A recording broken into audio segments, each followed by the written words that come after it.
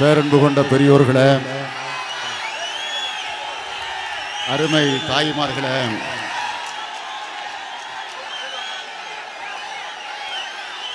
ஜனநாயக முற்போக்கு கூட்டணியில் இடம்பெற்றுள்ள தோழமை கட்சி தோழர்களே, நண்பர்களே,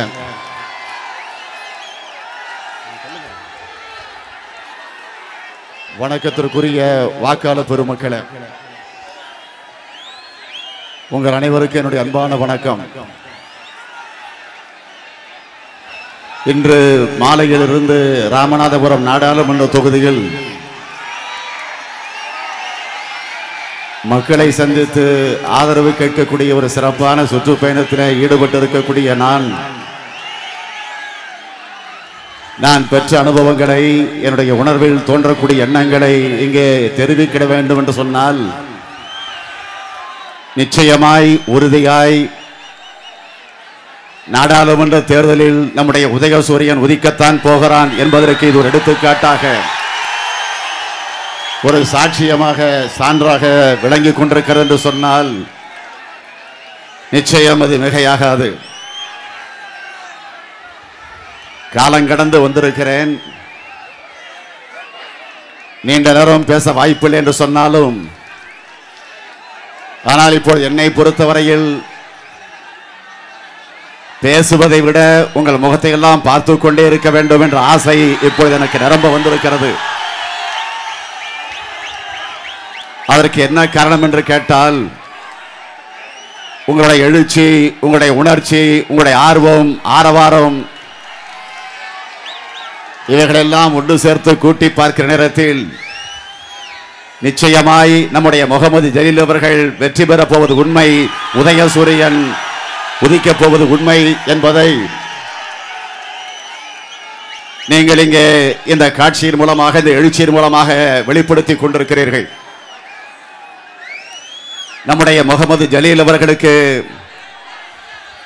நீங்கள் எல்லாம் உதயசூரியன் சின்னத்தில் ஆதரவு தந்து சிறப்பானதொரு வெற்றியை உருவாக்கி தர வேண்டும் என்று நான் கேட்டுக்கொள்ள விரும்புகிறேன். உங்களை நாடி தேடி வந்திருக்கிறோம் என்று சொன்னால், ஏதோ ஹெலிகாப்டரில் பறந்து உங்களை நான் சந்திக்க வந்துடல. போயஸ் தோட்டத்திலிருந்து மீனம்பாக்கம் விமான நிலையம் வரையிலே காரிலே பயணம் செய்து, அங்கிருந்து தனி விமானத்தை பிடித்து மதுரைக்கு வந்து, மதுரையிலிருந்து ஹெலிகாப்டரை பிடித்து பறந்து வந்து, கூட்டப்பட்ட கூட்டத்தில் அம்மையார் தன்னுடைய தேர்தல் பிரச்சாரத்தை நடத்திவிட்டு போயிருக்கிறார். கூட்டப்பட்ட கூட்டம். ஆனால் இது கூட்டப்பட்ட கூட்டம் அல்ல, கூடிய கூட்டம். நான் உங்களை கேட்கிறேன், உங்களை கட்டாயப்படுத்தி ஆடு மாடுகளை தூக்கி வண்டிகளை போட்டு தூக்கி வருவார்கள், அதுபோல் தூக்கி வந்தார்களா? 500 ரூபாய் பேட்டா கொடுத்து அழைத்து வந்திருக்கிறார்களா? பிரியாணி பொட்டலங்களை கொடுத்து அழைத்து வந்திருக்கிறார்களா? ஆக எதுவும் இல்லை. ஆக நீங்களாக அன்போடு, பண்போடு, பாசத்தோடு, பரிவோடு, உரிமையோடு, உணர்வோடு, உதயசூரியனுக்குத்தான் நாங்கள் ஓட்டளிக்க போகிறோம் என்ற உணர்வோடு முகமது ஜலீல் அவர்களை பெருவாரியான வாக்கு வித்தியாசத்தில் வெற்றி பெற வைக்க போகிறோம் என்கிற அந்த நம்பிக்கையோடு நீங்கள் எல்லாம் இங்கே வந்திருக்கிறீர்கள். அப்படி வந்திருக்கக்கூடிய உங்களிடத்தில் சில கருத்துக்களை நான் எடுத்து வைக்க விரும்புகிறேன். திராவிட முன்னேற்ற கழகம் ஆட்சி பொறுப்பில் இருந்த காலகட்டங்களில் எத்தனையோ திட்டங்களை நிறைவேற்றி தந்திருக்கிறது. அதிலும் குறிப்பாக ராமநாதபுரம் நாடாளுமன்ற தொகுதியை பொறுத்த வரையில் நான் ஒன்றை குறிப்பிட்டு சொல்ல வேண்டும் என்று சொன்னால், தென் தமிழகத்திற்கு மட்டுமல்லாமல் இந்திய திருநாட்டிற்கே பெருமை சேர்த்து தரக்கூடிய 150 ஆண்டு கால கனவு திட்டமாக விளங்கிய அறிஞர் அண்ணாவினுடைய கனவு திட்டமாக விளங்கிய சேது சமுத்திர திட்டம்,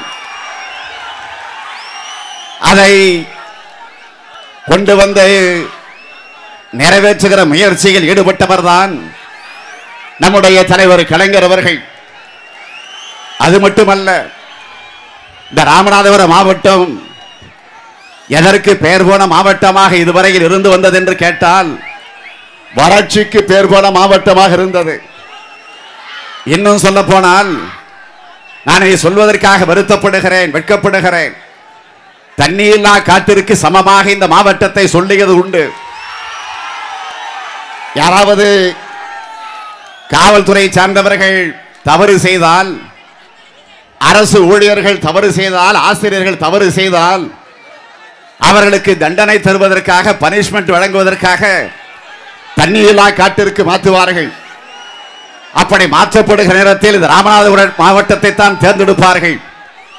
ஆனால் அதை மாற்றிட வேண்டும், அந்த நிலையை உடனடியாக அப்புறப்படுத்த வேண்டும் என்பதற்காகத்தான் தலைவர் கலைஞர் அவர்கள் கடந்த முறை ஆட்சியில் இருந்த நேரத்தில் தவித்த வாய்க்கு தண்ணீரை ஊற்ற வேண்டும் என்ற உணர்வோடு 617 கோடி ரூபாய் மதிப்பீட்டில் ராமநாதபுரம் கூட்டு குடிநீர் திட்டத்தை கொண்டு வந்து இந்த மாவட்டத்திற்குரிய அவப்பெயரை நீக்கியவர் நம்முடைய தலைவர் கலைஞர் அவர்கள் என்பதை நீங்கள் மறந்திருக்க மாட்டீர்கள். ஆனால் 2 நாட்களுக்கு முன்னால் இதே ராமநாதபுரத்தில் முதலமைச்சராக இருக்கக்கூடிய அம்மையார் ஜெயலலிதா அவர்கள் இங்கு வந்து ஒன்றை பேசிவிட்டு போயிருக்கிறார். மன்னிக்கவும், படித்துவிட்டு போயிருக்கிறார்.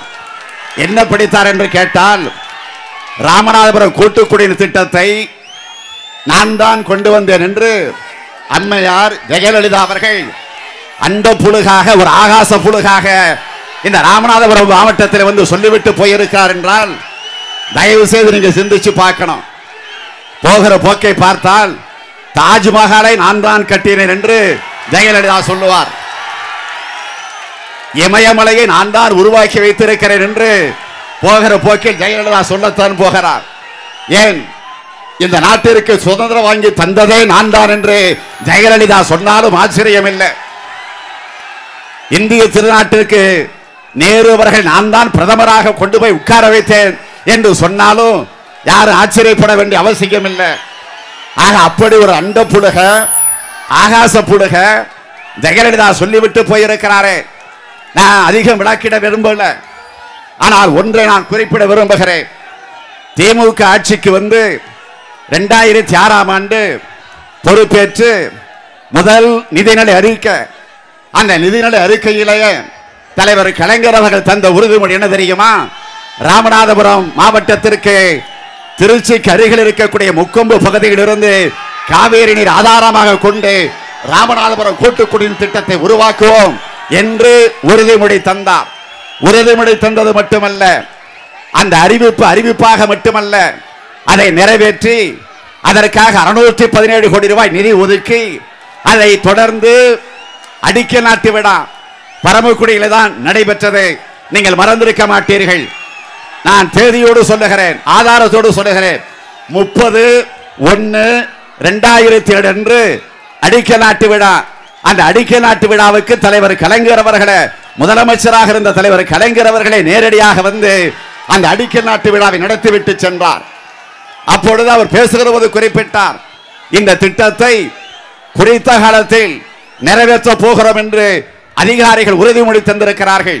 எனவே அந்த உறுதிமொழியை இன்னும் வேகப்படுத்தி, இன்னும் துரிதப்படுத்தி குறித்த காலத்திற்கு முன்பே அதை நீங்கள் நிறைவேற்றி தந்தால் நானே முன்னின்று உங்களுக்கு பரிசு வழங்குவேன் என்று அந்த அடிக்கல் நாட்டு விழாவில் நம்முடைய முதலமைச்சராக இருந்த தலைவர் கலைஞர் அவர்கள் அன்றைக்கு உறுதிமொழி தந்தார்கள். அதே அடிப்படையில் 11/6/2010 அதனுடைய தொடக்க விழா நடைபெற்றது. அந்த தொடக்க விழாவிற்கு இந்த அடியன் தான் வருகை தந்து அந்த விழாவிலே பங்கேற்று அதை தொடங்கி வைத்தேன் தலைவர் கலைஞர் அவர்களின் சார்பில். ஆக அதிகாரிகள் மட்டுமல்ல, அந்த துறையினுடைய அமைச்சராக நான் இருந்த காரணத்தால் நானும் அதிகாரிகளோடு சேர்ந்து நம்முடைய முதல்வர் தலைவர் கலைஞரிடத்தில் பரிசு பெற்றேன் என்பதை நான் இந்த நேரத்தில் பெருமையோடு குறிப்பிட்டு சொல்லுகிறேன்.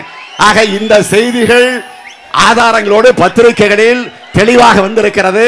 வேண்டுமென்றால் அம்மையார் ஜெயலலிதா அவர்களே, நீங்கள் நேரம் தாருங்கள், அதனுடைய வீடியோ காட்சிகள் எல்லாம் நாங்கள் எடுத்து வைத்திருக்கிறோம், வேண்டுமானால் உங்களுக்கு வந்து போட்டு காட்டுகிறோம், அப்பொழுதாவது பொய் பேசுவதை கொஞ்சம் நிறுத்துவீர்கள் என்ற நம்பிக்கை எங்களுக்கு வந்திருக்கிறது. ஆக இப்படி ஒரு பொய்யை கூறிவிட்டு போயிருக்கிறார். அதேபோல் நெருப்பையூரில் முதலாக ஆசியா கண்டத்திலேயே பெரிய திட்டமாக கடல் நீரை குடிநீராக்கக்கூடிய திட்டம் 270 கிராமங்களுக்கு 56 கோடி ரூபாய் செலவிட பாதுகாக்கப்பட்ட குடிநீர் வழங்கப்பட்டது. அதேபோல் ராமநாதபுரத்தில் புதிய பொறியியல் கல்லூரி ஆரம்பிக்கப்பட்டு தேவிப்பட்டணம் சாலையில் 25 ஏக்கர் நிலம் ஒதுக்கப்பட்டு புதிய பொறியியல் கல்லூரி கட்டிடம் 17 கோடி 11 லட்சம் ரூபாய் செலவில் கட்டி முடிக்கப்பட்டது. திருவாடனையில புதிய நீதிமன்ற கட்டிடம் 2.25 கோடி செலவில் வழங்கப்பட்டது. பரமக்குடியில புதிய நீதிமன்ற கட்டிடம் 304.3 லட்சம் ரூபாய் செலவில் கட்டப்பட்டது. அது மட்டுமா, தலைவர் கலைஞருடைய ஆட்சியில மருத்துவத்துறைக்கு நான் பெருமையோடு குறிப்பிட விரும்புகிறேன். திருவாடனைக்கு 1.5 கோடி, பரமக்குடியில 1 கோடி 30 லட்சம், முதுகுளத்தூரில 1.5 கோடி, கமுதிக்கு 1.5 கோடி, கடலாடிக்கு 1.5 கோடி, கீழக்கரைக்கு 1 கோடி, பனைக்குளத்திற்கு 1 கோடி, ராமேஸ்வரத்திற்கு 2 கோடி. ஆக இப்படி கழக ஆட்சியில் இவ்வளவு கோடிகளை ஒதுக்கி பல கோடி ரூபாய் ஒதுக்கி மின்திட்டங்களை உருவாக்கி தந்த ஆட்சிதான் தலைவர் கலைஞர் தலைமையில் இருந்த திமுக ஆட்சி. ஆனால் இன்றைக்கு ஜெயலலிதா ஆட்சியில திட்டங்கள் முடக்கப்படுகிறது. பல திட்டங்கள் குப்பை கூடைகளுக்கு போயிருக்கிறது. இதுதான் ஜெயலலிதா ஆட்சியினுடைய சாதனைகளாக இருக்கிறது. தவிர நான் இன்னும் குறிப்பிடுகிறேன், இதே ராமநாதபுரம் கூட்டுக்குடிநீர் திட்டத்திற்கு அதை முழுமையாக பல பல மைலுக்கு அப்பால், பல கிலோமீட்டருக்கு அப்பால் திருச்சியிலிருந்து அந்த திட்டத்தை செயல்படுத்த வேண்டியிருக்கிற காரணத்தால் அதற்கென்று மெயின்டெனன்ஸ் ஆபீஸ் என்று பரமக்குடியில ஒரு இடத்தையே நாங்கள் தேர்வு செய்து அங்கேயே சென்னையிலிருந்து வரக்கூடிய அதிகாரிகள் உட்கார்ந்து அந்த பணிகளை ஆற்றிக் கொண்டிருந்தார்கள்.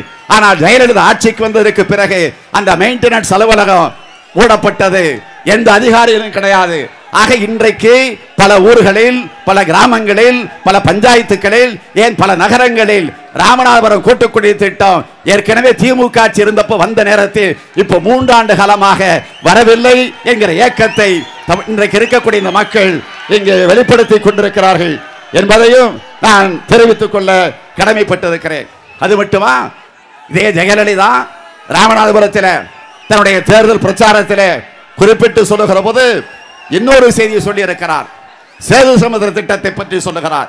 என்ன சொல்லுகிறார்? சேது சமுத்திர திட்டத்தை பற்றி 2427 கோடி ரூபாய் மதிப்பீட்டில் உருவாக்கப்படக்கூடிய திட்டம் சேது சமுத்திர திட்டம். அந்த சேது சமுத்திர திட்டத்தை நம்முடைய ஆட்சி காலத்தில் 75% பணியை நாம் நிறைவேற்றி முடித்திருக்கிறோம். ஆனால் அம்மையார் ஜெயலலிதா அவர்கள் கடந்த 29ஆம் தேதி வந்து பேசுகிற போது என்ன சொல்லுகிறார் தெரியுமா? தென் தமிழகம் எந்த விதத்திலும் வளர்ச்சி அடையாது, மாறாக மீனவர்களின் வாழ்வாதாரம் தான் பாதிக்கப்படும் என்று ஜெயலலிதா குறிப்பிட்டு காட்டுகிறார். நீங்கள் ஒன்று தயவு செய்து சிந்தித்து பார்க்க வேண்டும். ஆக இப்போது சேது சமுத்திர திட்டத்தை அவர் வேண்டாம் என்று சொல்லுகிற நிலைக்கு வந்திருக்கிறாரே. ஆனால் இதே ஜெயலலிதா 1991ஆம் ஆண்டு சட்டமன்ற தேர்தல், நாடாளுமன்ற தேர்தல் நடந்த நேரத்தில் அப்பொழுது அவருடைய தேர்தல் அறிக்கை, அதேபோல் 2001 சட்டமன்ற தேர்தல் நடந்த நேரத்தில் அப்பொழுது அதிமுக சார்பில் வெளியிடப்பட்ட தேர்தல் அறிக்கை, அதேபோல் 2004 நாடாளுமன்ற தேர்தல், இப்போ ஏற்கனவே நடந்த 2004 நடைபெற்ற தேர்தல் அறிக்கை, அதிலும் அவர் வெளியிட்டிருக்கக்கூடிய அறிக்கை என்ன? 91ஆம் ஆண்டு எம்பி தேர்தல், எம்எல்ஏ தேர்தல் நடந்த நேரத்தில் ஜெயலலிதா சொன்னது தென் மாவட்ட பொருளாதார வளர்ச்சி உயரும். இப்போ தேவையில்லை என்று சொன்ன ஜெயலலிதா 91 என்ன சொன்னார் தெரியுமா? தென் மாவட்ட பொருளாதார வளர்ச்சி உயரும், இத்திட்டம் நிறைவேற எல்லா முயற்சியும் எடுக்கப்படும் சொன்னவர் ஜெயலலிதா. அதேபோல் 2001ஆம் ஆண்டு அப்பொழுது என்ன சொல்லுகிறார்? நம் நாடு மட்டுமல்ல, தென்கிழக்கு ஆசிய நாடுகளும் கடலோர நாடுகளும் பயன்பெறும். வாணிபம், தொழில், அந்நிய முதலீடு, ஏற்றுமதி இறக்குமதி, குறிப்பாக ராமநாதபுரம் மாவட்டத்தில் இருக்கக்கூடிய இளைஞர்களுக்கு வேலை வாய்ப்பு கிடைக்கும் என்று பேசியவர் ஜெயலலிதா. இதை மறுப்பாரா? மறுக்க முடியுமா? அதேபோல் 2004 நாடாளுமன்ற தேர்தல் நடந்தப்போ அப்ப என்ன சொன்னார் தெரியுமா? மத்தியில் பங்கு வகித்துக் கொண்டிருக்கக்கூடிய திமுக, அதே போல பாமக, மதிமுக, அதே போல பங்கேற்றிருக்கக்கூடிய மற்ற கட்சிகள் 5 வருஷமா மத்தியிலே கூட்டணியில் இருக்கிறார்கள், அமைச்சரவையிலே பங்கேற்றிருக்கிறார்கள். ஆனால் சேது சமுத்திர திட்டத்தை பற்றி இவர்கள் எந்தவித நடவடிக்கை எடுக்கவில்லை என்று ஜெயலலிதா 2004ஆம் ஆண்டு நடைபெற்ற தேர்தல் அறிக்கையிலே குறிப்பிடுகிறார். தயவு செய்து நீங்க சிந்திச்சு பார்க்கணும். 2005ஆம் ஆண்டு நாம் ஆட்சியில் இல்லை, ஜெயலலிதா தான் முதலமைச்சர். ஆனால் மத்தியில் நம்முடைய கூட்டணி ஆட்சி மன்மோகன் சிங் அவர்கள் தலைமையில் அன்னை சோனியா காந்தியுடைய வழிகாட்டுதலோடு நம்முடைய திமுக கழகத்தின் சார்பில் பாட்டாளி மக்கள் கட்சி மதிமுக அங்கே கூட்டணியில் அங்க வகிக்கிறது. ஆகவே அந்த சூழ்நிலையில் அப்பொழுது சேது சமுத்திர திட்டத்திற்கு அனுமதி தருகிறது மத்திய அரசு. அனுமதி தந்த காரணத்தால் அதனுடைய அடிக்கல் நாட்டு விழா இதே தென் மாவட்டத்தினுடைய மையப்பகுதியாக இருக்கக்கூடிய மதுரையில் தானே அடிக்கல் நாட்டு விழா நடந்துச்சு. அந்த அடிக்கல் நாட்டு விழாவுக்கு பிரதமர் வந்தாரு, அன்னை சோனியா காந்தி அவர்கள் வந்தாரு, தலைவர் கலைஞர் பங்கேற்றார், அதே போல நிதியமைச்சராக இன்றைக்கு இருக்கக்கூடிய ப. சிதம்பரம் பங்கேற்றார். இன்றைக்கு சேது சமுத்திர திட்டம் வேண்டாம் என்று சொல்லிக் கொண்டிருக்கக்கூடிய மதிமுக பொதுச் செயலாளர் வைகோ அதில் பங்கேற்றார். அதே போல மார்க்சிஸ்ட் கட்சி, இந்திய கம்யூனிஸ்ட் கட்சி, ஆக இப்படி எல்லா கட்சி தலைவர் டாக்டர் ராமதாஸ் அத்தனை பேரும் அதில் பங்கேற்று இந்த சேது சமுத்திர திட்டத்தை பற்றி புகழ்ந்து பேசினார்கள். வாழ்நாளில் இதுதான் எனக்கு மறக்க முடியாத நிகழ்ச்சிகள் என்று அத்தனை தலைவர்களும் அந்த விழாவில் பேசினார்கள். ஆனால் என்னாச்சு? திட்டப்பணி தொடங்கிச்சு. 70% 80% பணி நடந்து கொண்டிருக்கிறது. அப்படி நடந்து கொண்டிருக்கிற நேரத்தில் சில மதவாத சக்திகள் ஒன்று சேர்ந்து முட்டுக்கட்டை போட்டார்கள். நீதிமன்றத்திற்கு சென்றார்கள், தடை உத்தரவு பெற்றார்கள். எதற்கு? தமிழகம் வளர்ச்சி அடையக்கூடாது என்பதற்காக தடை உத்தரவு பெற்றார்கள். தலைவர் கலைஞர் அவர்கள் மிக தெளிவாக சொன்னார்கள், நீங்கள் வேண்டுமானால் மதவெறி பிடித்திருக்கக்கூடிய சூழ்நிலையில் இந்த திட்டத்திற்கு ஆபத்தை ஏற்படுத்தாதீர்கள், வேண்டுமென்றால் சேது சமுத்திர திட்டம் என்று கூட நீங்கள் சொல்ல வேண்டாம், இந்த திட்டத்தை ராமர் திட்டம் என்று கூட சொல்லிக் கொடுங்கள், எனக்கு கவலை இல்லை, ஆனால் இந்த திட்டம் நிறைவேற வேண்டும் என்று தலைவர் கலைஞர் அவர்கள் அழுத்த திருத்தமாக குறிப்பிட்டார். அது மட்டும் இல்ல, நான் இன்னும் குறிப்பிடுகிறேன். இப்பொழுது அம்மையார் ஜெயலலிதா அவர்கள் இந்த திட்டத்தை பற்றி சொல்லுகிற போது இப்பொழுது ராமநாதபுரத்திலிருந்து என்ன சொல்லிவிட்டு போயிருக்கிறார்? மீனவர்களுடைய வாழ்வாதாரம் பாதிக்கும் என்று சொல்லிவிட்டு போயிருக்கிறார். ஆனால் இதே ஜெயலலிதா 28/3/2012 பிரதமருக்கு கடிதம் எழுதுகிறார். நன்றாக கவனிக்கணும். விவசாயிகள் வாழ்வு பாதிக்கும் என்று சொல்லுகிற இப்போ ஜெயலலிதா, ஆனால் 2012ஆம் ஆண்டு பிரதமருக்கு எழுதுகிற கடிதம் என்ன தெரியுமா? ஆதம் பிரிட்ஜ், ராமர் சேதுவை தேசிய சின்னமாக அறிவிக்க வேண்டும்.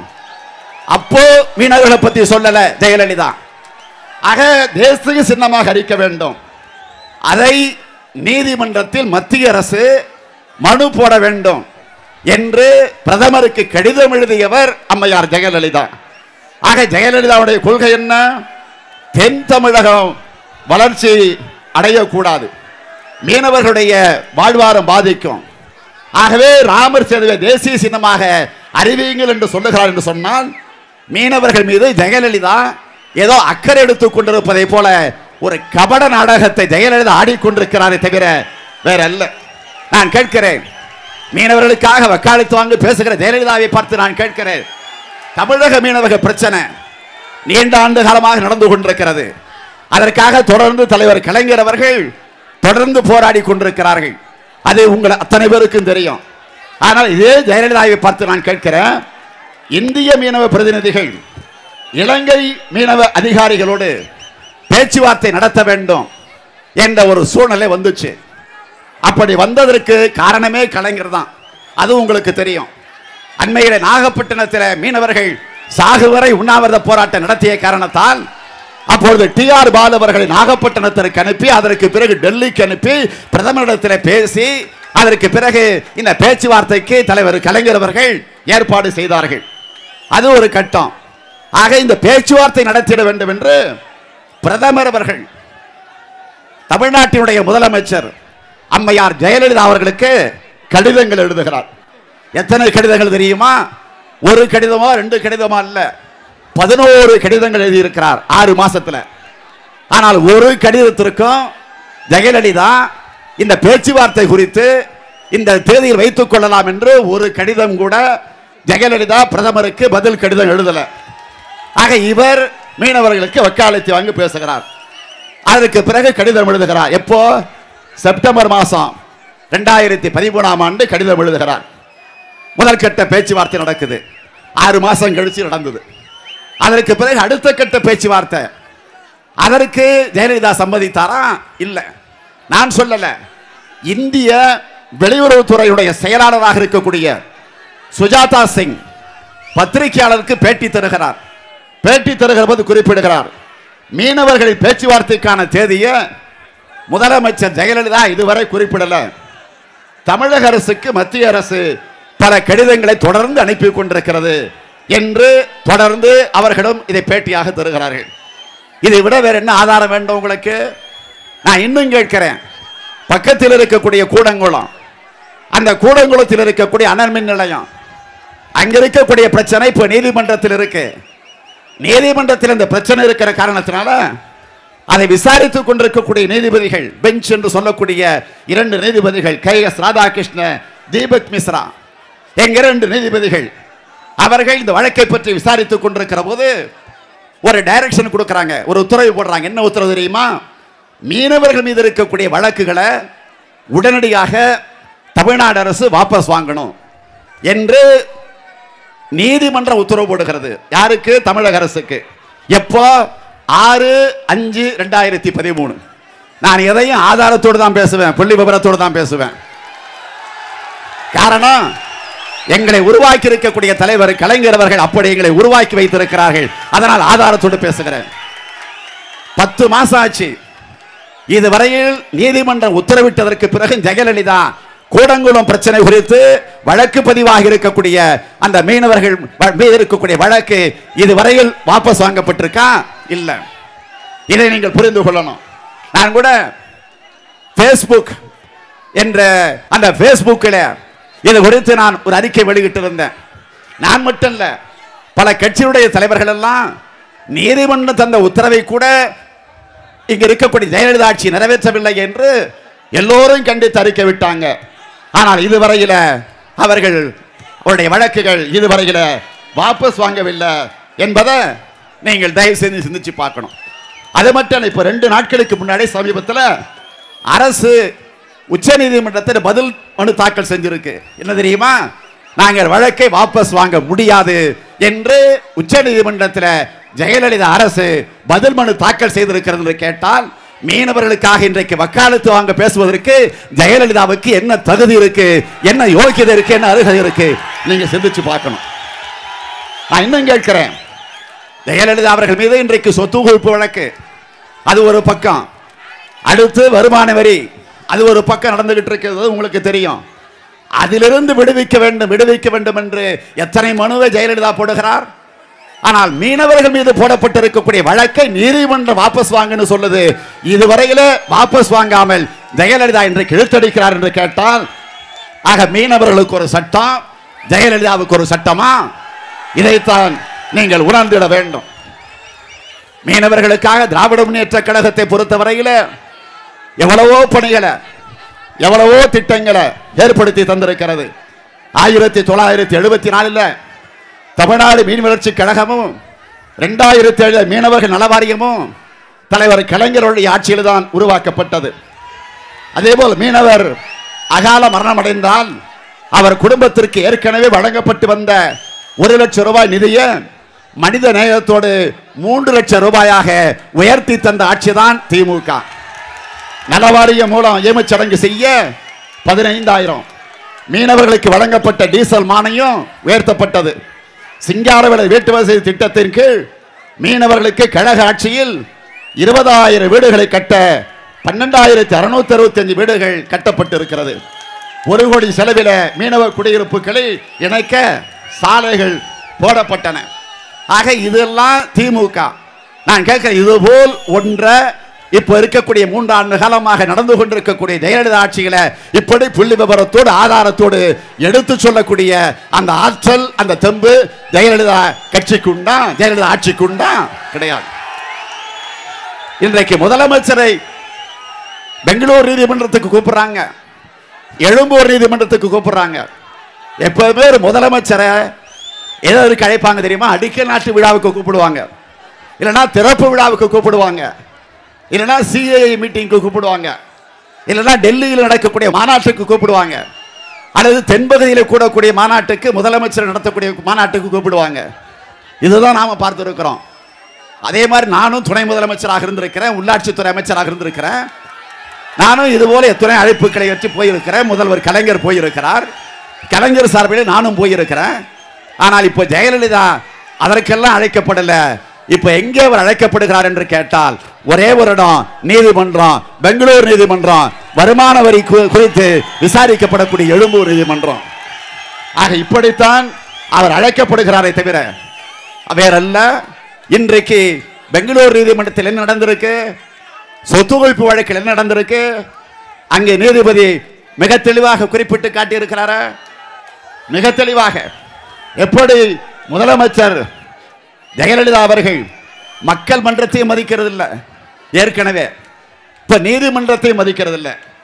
ஏற்கனவே அவர் எழும்பூரில், ஏற்கனவே சென்னை உயர் நீதிமன்றத்தில் தந்திருக்கக்கூடிய ஒரு தீர்ப்பை, ஒரு டைரக்ஷனை மறைச்சு அதற்கு பிறகு நேற்றைக்கு வேறொரு மனுவை போட்டு அதை பெற்று இன்றைக்கு பெங்களூர் நீதிமன்றத்திற்கு எடுத்துக்கொண்டு போயிருக்கிறார்கள். இந்த உண்மையை அங்க இருக்கக்கூடிய பெங்களூரில் இருக்கக்கூடிய நீதிபதி அறிந்து புரிந்து அதை கண்டிச்சு இதை நாங்கள் ஏற்றுக்கொள்ள முடியாது, ஜெயலலிதா உட்பட 5 பேரும், சசிகலாவும் சரி, சுதாகரனும் சரி, அத்தனை பேரும், பினாமிகளாக இருக்கக்கூடிய அத்தனை பேரும் 5ஆம் தேதி நீதிமன்றத்திற்கு வரணும் என்று உத்தரவு போட்டு இருக்கிறார்களே. இதை விட வெட்கக்கேடு வேற என்ன வேணும் முதலமைச்சருக்கு? நான் கேட்கிறேன், ஏன் நீதிமன்றத்துக்கு போய் பயப்படுறீங்க? என் மீது வழக்கு இல்லையா? இதே ராமநாதபுரத்தில் நான் பேசிக் கொண்டிருக்கிற போது தான் எனக்கு ஒரு செய்தி வந்துச்சு, என் மீது ஒரு பொய் வழக்கு எஃப்ஐஆர் போட்டாச்சுன்னு. கவலைப்பட்டனா? தொடர்ந்து பேசிவிட்டு அடுத்த நாள் டிஜிபி அலுவலகத்துக்கு போலியா? என்ன சொல்லுங்க, எஃப்ஐஆர் சொல்றீங்களே, ஃப்ராட் இன்ஃபர்மேஷன் ரிப்போர்ட்டா? ஆக இந்த ஆட்சியில் அதான் நடக்குது என்ன என்று நான் கேட்கலையா? இப்ப திண்டுக்கல் கோர்ட்ல என்ன கூப்பிட்டு இருக்காங்களே, ஒரு நாள் கூட தவறாம நான் போயிட்டு இருக்கேனா இல்லையா? ஆக எனக்கே இந்த ஆற்றல், இந்த தெம்பு இருக்கும் போது ஒரு முதலமைச்சருக்கு இந்த ஆற்றல் இல்லை என்று சொன்னார். ஆக மடியிலே கனம் இருக்கு, அதனால்தான் வழியிலே பயம் இருக்கு என்பதை நீங்கள் புரிந்து கொள்ளாக வேண்டும். எனவே இன்று பெங்களூர் நீதிமன்றத்தில் சொத்து குவிப்பு வழக்கு இன்றைக்கு உச்சக்கட்டத்திற்கு போயிருக்கிறது. ஆக இந்த லட்சணத்தில் தான் அம்மையார் ஜெயலலிதா அவர்கள் சொல்லுகிறார்கள். இந்த தேர்தல் களம் தொடங்கிய நேரத்தில் குறிப்பிட்டார்கள், அதிமுக என்ற எக்ஸ்பிரஸ் ரயில் டெல்லியினுடைய செங்கோட்டைக்கு போக போகிறது என்று சொல்லுகிறார். நான் சொல்லுகிறேன், அம்மையார் ஜெயலலிதா அவர்களே, அது செங்கோட்டைக்கல்ல, உங்களுடைய அதிமுக ரயில், ஜெயலலிதா தலைமையில் இருக்கக்கூடிய அதிமுக ரயில் பெங்களூரையே தாண்டாது. அதுதான் உண்மை, அதுதான் இன்றைக்கு இருக்கக்கூடிய நிலை. ஆக மக்கள் மன்றத்திலும் போய், நீதிமன்றத்திலும் போய், ஏற்கனவே அந்த டான்சி நல்ல பேர ஊழலில் சிக்கி அவர் தவித்த போது அப்போது நான் கையெழுத்தே போடவில்லை, போட்ட கையெழுத்தே போடவில்லை என்று சொன்னவர் தான் ஜெயலலிதா. உச்ச நீதிமன்றம் கண்டுபிடிச்சது, உயர் நீதிமன்றம் கண்டுபிடிச்சது அவர்தான் போட்டார் என்று. இருந்தாலும் அவர் விடுதலை செய்தார்கள். என்ன சொல்லி விடுதலை செஞ்சாங்க? எந்த தவறும் செய்யல, அப்பழுக்கற்றவர் இவர் என்றா விடுதலை செஞ்சாங்க? இல்ல. என்ன சொல்லி விடுதலை செஞ்சாங்க தெரியுமா? நீ அரசாங்க சொத்தை எடுத்திருக்கிறீங்க, அதை திருப்பி கொடு. ஆக என்ன? திருடினது உண்மை, திருடினதை திருப்பி கொடு, விடுதலைன்னு வெளியே விட்டிருக்கிறாங்க. இதுதான் இன்றைக்கு நடந்திருக்கிறதே தவிர வேறல்ல. ஆகவே நேரத்தின் அருமையை கருதி கடைசியாக நான் உங்களை எல்லாம் கேட்க விரும்புவது, வருகிற 24ஆம் தேதி நடைபெறவிருக்கக்கூடிய தேர்தலில், நாடாளுமன்ற தேர்தலில் மத்தியில் மதச்சார்பற்ற ஆட்சி அமைக்கணும். அதுவும் தலைவர் கலைஞர் சுட்டி காட்டக்கூடிய ஒருவர் தான் இந்த நாட்டினுடைய பிரதமராக வந்து அமரணும். ஆகவே அந்த நிலையில நம்முடைய முகமது ஜலீல் அவர்களுக்கு உதயசூரியன் சின்னத்தில் ஆதரவு தந்து வெற்றியை தேடி தரணும். அம்மையார் ஜெயலலிதா அவர்கள் மக்களை பார்த்து கேட்பது செய்வீர்களா செய்வீர்களா என்று கேட்கிறார். மேடம் மேடம், இதை கேட்பதற்கு உங்களுக்கு கொஞ்சம் ஓவரா இல்ல? இன்றைக்கு தமிழ்நாட்டு மக்கள் உங்களை பார்த்து கேட்கிற கேள்வி என்ன தெரியுமா? செஞ்சீங்களா செஞ்சீங்களா? இதுதான் இன்றைக்கு இருக்கக்கூடிய கேள்வி. விலைவாசியை குறைப்போன்னு சொன்னீங்களா, குறைச்சிங்களா? மின் கட்டணத்தை குறைப்பானீங்களா, குறைச்சிங்களா? பால் விலையை குறைப்பானீங்களா, குறைச்சிங்களா? பேருந்து கட்டணத்தை குறைப்பானீங்களா, குறைச்சிங்களா? மின்வெட்டே தீர்ப்போனீங்களா, தீர்த்தீங்களா? முதியோருக்கு பஸ் பாஸ் சொன்னீங்களா, கொடுத்தீங்களா? வேலை வாய்ப்பை உருவாக்குவீங்களா, உருவாக்குனீங்களா? இலவச குடிநீர் தருவீங்களா, தந்தீங்களா? எதையும் தரல. எனவே முகமது ஜலீல் அவர்களை வெற்றி பெற வையுங்கள். வெற்றி பெற வைப்பீங்களா? வெற்றி பெற வைப்பீங்களா? வெற்றி பெற வைப்பீங்களா? சத்தமா சொல்லுங்க, சவுண்டா சொல்லுங்க. நன்றி, வணக்கம்.